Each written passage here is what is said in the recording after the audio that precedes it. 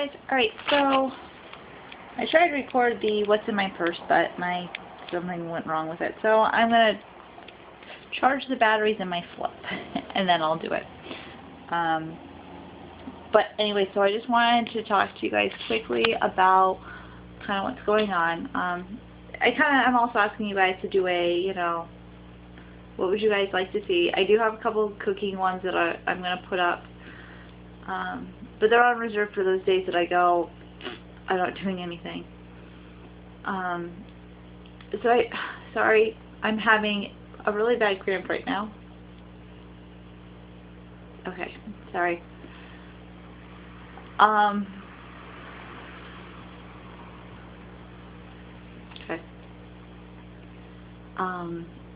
So I figured I'd talk to you guys quickly about what's going on with me with the D&C. I started cramping.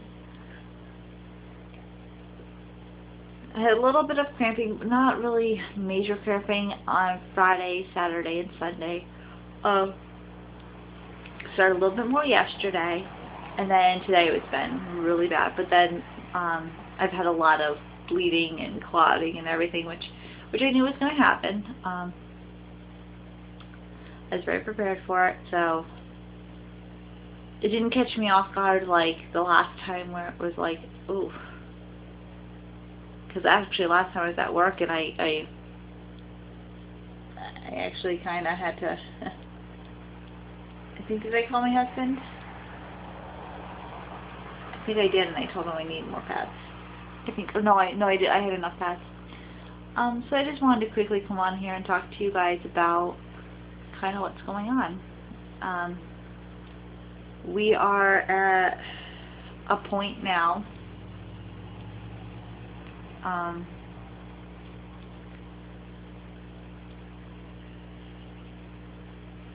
where we are discussing, we talked about it, and I thought he was going to say, no, I'm done, I don't want a TTC anymore. And he surprised me yesterday by telling me that a package was coming in the mail for me, and that it was the Clear Blue fertility monitor. I was very surprised that he had ordered that for me. And he said it was a lot of it because he understands there's a lot of stress now, because he's going to be going to third shift, and I'll be working second shift. He starts in October. I start next week second shift. But what that means is he leaves for work at 10 o'clock at night. I get home at 10:30. So we will have to be TTCing first in the morning, which then the soft cups are definitely going to come in very, very handy. But I guess this is where I need everyone's advice. How long do I need to keep my hips up?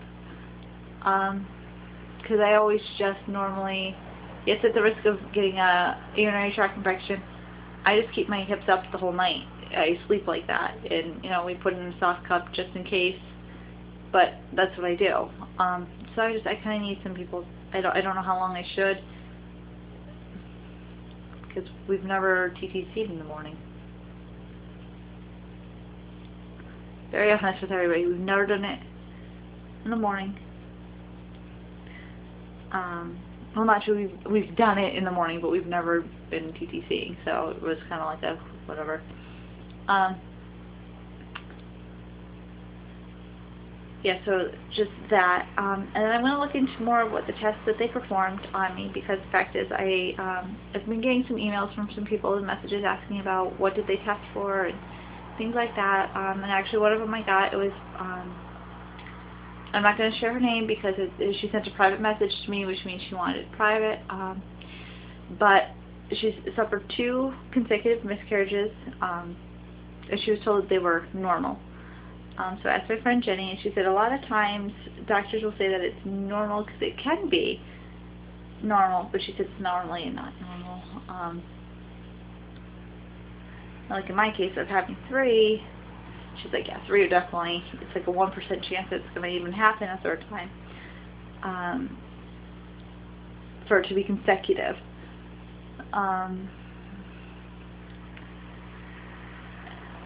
And I asked her, I said, do they count chemical pregnancies in there? And she said, well, yours, they actually could check that there was an actual pregnancy.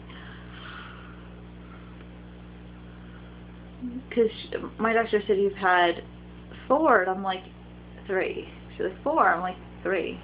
She's like, 4. I'm like, 3. So, and that's, I said, all right, whatever. That's fine. She said, they probably are counting yours because she said it will allow for insurance to cover more testing, especially all at one time. I'm like, oh, that would make sense.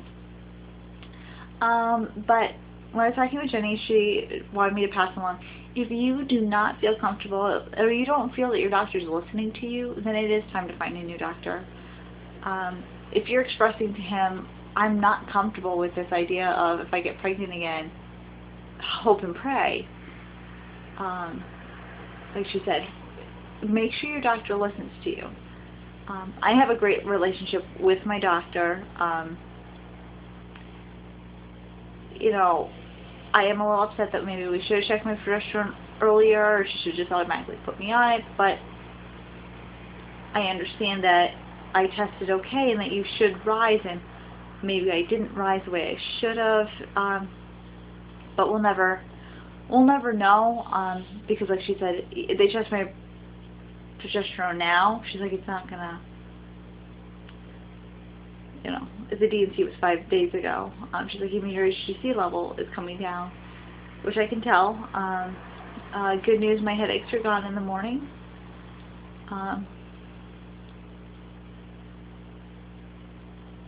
Good and bad. So I am no longer out of breath when I go up the stairs, and I am no longer waking up with headaches, which obviously you guys can tell that really does bother me.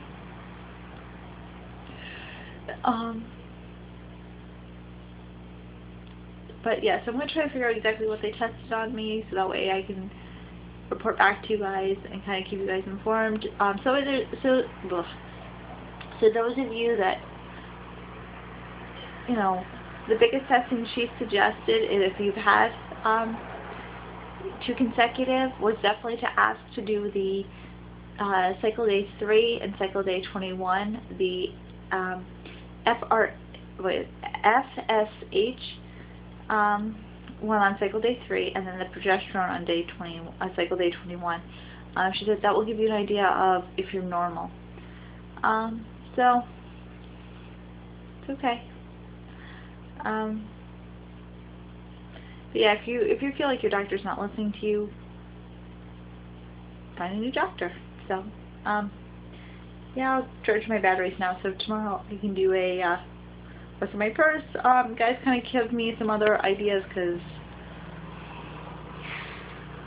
I don't want to talk about my D&C every day, and I don't really feel like talking about you know, what tests they've done, or what they've done. Of course, my update on Friday will be how